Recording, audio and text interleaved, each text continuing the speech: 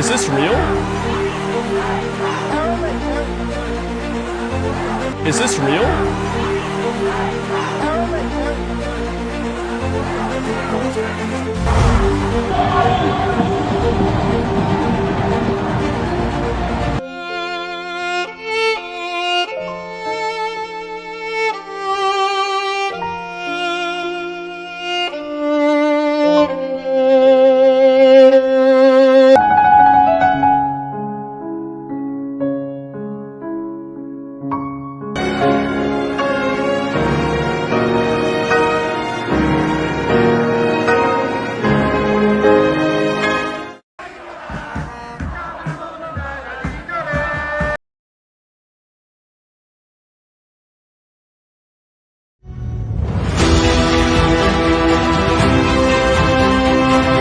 한 번쯤 의심하고 진실이 무엇인지 스스로 찾으려 노력하지 않았던 그 방관이 지금의 이 비정상적인 현실을 만든 토양이 되었다는 사실을 우리는 냉정하게 인정해야 할 것입니다. 자유를 누릴 권리 뒤에는 그 자유를 지키기 위해 진실을 구별해낼 의무가 반드시 따라야 하기 때문인 거죠. 진실은 결국 숫자와 결과로 증명되는 법입니다. 아무리 가짜뉴스가 진실을 덮으려 해도 대한민국이 다시 세계 안보와 경제의 핵심 축으로 우뚝 섰다는 사실은 절대 변하지 않는 진리입니다. 경제학적으로 보면 윤석열 정부의 시기는 거대한 자본의 재구축 기간이라고 볼 수 있습니다. 문재인 정부가 미래 세대의 신용을 끌어다 현재의 잔치를 벌였다면 윤 대통령은 온갖 비난을 감수하며 그 빚을 갚고 고장난 엔진을 수리하며 무너진 성벽을 다시 쌓는 고독한 정비사 역할을 자처한 겁니다. 원래 기계를 수리하는 사람은 손에 기름때가 묻고 욕을 먹기 마련인 법이니까요. 하지만 이 모든 기적을 멈추게 하려는 거대한 그림자들이 대통령 뒤를 쫓고 있었습니다. 입법권을 무기로 국정의 모든 통로를 막아버린 거대 야당의 횡포만입니다. 그들은 이런 대통령의 공적을 지우기 위해 예산안은 인질로 잡고 민생 법안은 내팽개친 채 오직 대통령 탄핵과 특검에만 몰두했습니다. 2023년 예결 위해서 정부의 핵심 동력이 될 사업 예산 2,382억 원을 난도질하며 국가사업인 동해 대왕고래 프로젝트 예산까지 전액 깎아버리며 손발을 묶었습니다. 그건 입법권의 행사가 아니라 입법권을 무기로 한 국가 하이제킹이나 다름없는 거였죠. 위헌 소지가 다분한 법안들을 무더기로 통과시켜 대통령의 거부권을 유도해 정치적 공격을 퍼붓고 무능한 프레임을 씌우기에만 정신이 없었습니다. 사실상 행정부의 기능을 거의 마비시켜버린 거죠. 여러분, 한 나라의 예산이 정쟁의 도구가 되어 국가의 미래 사업을 가로막는 이 현실이 너무 무섭지 않으신가요? 엔진 오일을 다 빼버리고 차가 안 나간다고 비난하는 그들의 모습, 이게 우리가 목격한 지난 3년의 진실입니다. 결국 이런 고독한 투쟁과 성과에도 불구하고 거대 야당의 횡포로 현실은 어떻게 되나요? 2024년 12월 3일 밤 비상계엄 선포라는 카드를 꺼내드리겠습니다. 우리는 그 배경을 다시 한번 냉정하게 복귀해볼 필요가 있습니다. 한 나라의 대통령이 국정을 운영하는데 이렇게까지 괴롭히는데 어떻게 할 수 있었을까요? 국회라는 거대한 벽이 모든 통로를 콘크리트로 발라버린 상태에서 말이죠. 예산안 단독 처리를 강행하며 국가 시스템을 마비시키려는 야당의 입법 폭거, 그리고 가짜뉴스와 괴담의 파도가 대한민국 전체를 뒤흔들고 있었습니다. 2008년 광우병 사태로 3조 7,500억 원의 사회적 비용을 치르게 하고 사드 전자파 괴담으로 성주 참여를 주기로 하고 최근 후쿠시마 오염수 괴담으로 2조 3천억 원의 혈세를 낭비하게 만든 게 누구입니까? 1년 반이 지난 지금 우리 바다에 아무 이상이 없다는 게 과학적으로 증명되었지만 선동을 주도했던 자들은 아직까지도 사과 한마디 없습니다. 이런 집요한 공격과 국정 마비 속에서 대통령이 느끼는 위기감은 실존적인 것이었습니다. 안으로는 지하 조직들이 활개를 치고 밖으로는 북핵 위협이 고조되는데 이를 막아야 할 국회는 오히려 정부의 발목을 잡고 손발을 묶어두고 있었습니다. 창원과 제주 등 전국 각지에서는 그간 음모를 꾸몄던 간첩 조직들이 줄줄이 적발되고 민주노총 간부가 북한의 지령을 받은 사실이 드러나도 국회는 오히려 수사 예산을 깎고 그들을 잡는 수사팀을 해체하라고 압박했습니다. 이게 진짜 간첩들의 뒷배 역할을 한 게 아니라면 상식선에서 벌어질 수 있는 일이라고 생각하시나요? 비상계엄은 바로 이 엉망이 된 질서를 단번에 바로잡고 국가의 생존을 지키기 위한 최후의 비상수단이었던 겁니다. 우리가 진짜 두려워해야 할 건 계엄령 그 자체가 아니라 계엄령을 선포할 수밖에 없을 정도로 망가진 대한민국의 정치 현실입니다. 이것은 단순한 통치 행위가 아니라 벼랑 끝에선 대한민국을 구하기 위한 대통령의 고독한 구국의 결단이었던 것입니다. 하지만 그 결단은 결국 어떻게 됐습니까? 거대 야당은 이를 내란으로 규정해버렸고 거짓 증언과 절차적인 논란을 내세우며 2025년 4월 4일 헌법재판소는 파면을 선고했습니다. 재판부는 비상계엄의 요건이나 절차가 위법했다며 이를 불법계엄으로 몰아붙였습니다. 국가 안보와 생존이 걸린 고도의 정치적 결단이 필요한 이 영역을 과연 헌법재판소가 사후에 법조문 몇 줄로 판단할 수 있는 영역이라고 보십니까? 경제학적으로 보나 정치학적으로 보나 통치 행위는 사법적 심판의 대상이 아닌 국민과 역사가 판단해야 할 고유의 영역인 겁니다. 그런데 헌재는 국무총리였던 한덕수의 거짓 진술인 국무회의가 없다는 걸 증거로 받아주고 박종근, 홍장원의 거짓 진술까지 모두 받아들였습니다. 그런데 내란 재판 과정에서 드러난 건 뭐였나요? 대통령이 정상적으로 국무회의한 것이 CCTV로 밝혀졌고 홍장원과 박종근의 거짓 진술까지 CCTV와 통화 타임라인에서 모든 게 밝혀졌습니다. 그 자체만으로 탄핵은 애초에 무효가 되는 게 맞았던 겁니다. 그럼에도 불구하고 언론은 그런 사실은 감추며 국민들의 눈을 가리기에 바빴고 여전히 내란만을 부르짖고 있습니다. 그렇게 시간은 흘러 2026년 2월입니다. 이제 우리 앞에는 마주하기 힘든 잔인한 시간이 다가오고 있습니다. 이제는 막장까지 온 겁니다. 오늘날 베네수엘라 같은 독재국가 보십시오. 사법부를 장악해서 독재 권력을 만들어냈습니다. 사법부의 독립이라는 것은 자유민주주의의 시작입니다. 탄핵 소추권을 가지고 칼춤을 추고 헌정을 무너뜨리겠다는 것입니다. 우리 대한민국 자유민주주의 헌법은 이런 국회, 이런 의회주의를 허용하고 있지 않습니다. 22년부터 쭉 참아왔습니다. 이런 망국적인 국회 독재에 이제는 주권자인 국민을 상대로 비상벨 울릴 수밖에 없다고 생각합니다. 어떻게 가만히 있습니까? 가장 위중한 국가 비상사태라고 저는 판단했습니다.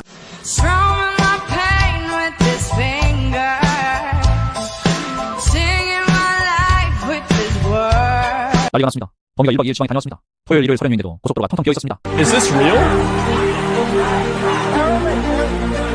우리 앞에는 마주하기 힘든 잔인한 시간이 다가오고 있습니다. 불과 며칠 뒤인 2월 19일 윤석열 대통령은 내란 수괴라는 이름만 들어도 북한이 떠오르는 이 기괴한 죄목의 이름으로 판결을 기다리고 있습니다. 파괴된 국가의 근간을 바로잡으려 했던 지도자, 무너진 원전을 살려 26조 원의 성과를 낸 지도자, K방산을 세계 최고로 만든 지도자가 이제는 법정에서 내란 수괴라는 혐의로 사형 혹은 무기징역을 다투는 법의 심판을 받아야 하는 처지에 이르게 됐다는 겁니다. 이게 정녕 자유 대한민국, 상식적인 나라에서 일어날 수 있는 일이란 말입니까? 정치적 보복과 가스라이팅이 한 지도자의 구국적 결단을 어떻게 난도질하고 있는지 우리는 지금 이 순간을 가슴속에 깊숙이 평생 새겨넣어야 합니다. 윤석열 대통령은 무죄를 받아도 억울합니다. 계엄 자체만으론 내란이 성립할 수 없으며 모든 절차까지 지킨 대통령은 그 어떠한 죄도 성립하지 않기 때문입니다. 탄핵부터가 사기 탄핵이었으므로 재판부는 각하 판결로 모든 걸 무효로 되돌려놔야 마땅할 것입니다. 만약 사법부에서 상식에 어긋난 극단적인 판결을 내린다면 역사에 길이길이 남을 역적의 오명을 짊어지게 될 것입니다. 법치주의의 마지막 보루로서 부디 현명한 판단을 내려주시길 간절히 간청드립니다. 여러분, 시간이 얼마 남지 않았습니다. 진실의 편에 서서 무너져가는 대한민국을 수호하는데 다 함께 목소리를 높여주십시오. 그리고 윤석열 대통령을 아직까지 오해하고 계신 분들께 묻겠습니다. 한 나라를 살리려 했던 구국의 결단은 아직도 독재를 위한 친위 쿠데타의 성질을 가진 계엄이었다고 생각하시나요? 입법부와 사법부가 대통령의 목을 쥐고 있는 상황에서 예산이 다 잘린 힘없는 행정부가 고작 군인 300명으로 나라를 장악하려 했다는 게 과연 이치에 맞는 행동이라고 보십니까? 상식적으로 조금만 깊이 생각해 보십시오. 이것은 권력을 탐하는 자의 행보가 아니라 무너져가는 국가의 시스템을 단 한 번의 충격요법으로라도 살려보려 했던 통수권자의 처절한 몸부림이었다는 게 보이지 않으십니까? 제발 단 한 번만이라도 본인이 알고 있는 있는 그 상식을 의심해보시고 가려진 진실이 무엇인지 마음을 열고 직접 알아보며 깊이 생각을 해보십시오. 진실이 왜곡될 때 가장 큰 이득을 보는 자들이 누구인지, 그들이 왜 이토록 필사적으로 거짓을 유포하는지 그 이면을 들여다보셔야 합니다. 외부의 적보다 내부의 적이 더 무서운 법이니까요. 사방의 압박 속에서도 굴하지 않고 묵묵히 대한민국의 불을 다시 밝히려 했던 윤석열 대통령, 그 고독한 결단이 없었다면 지금 우리는 여전히 어둠 속에서 길을 잃고 헤매고 있었을지도 모릅니다. 2024년 12월 3일부터 오늘날의 시간까지 긴 시간 추위와 더위 속에서 함께 싸워주신 여러분들이야말로 자유대한민국의 가치를 수호하는 이 나라의 진정한 애국자이시며 이에 진심으로 존경을 표하는 바입니다.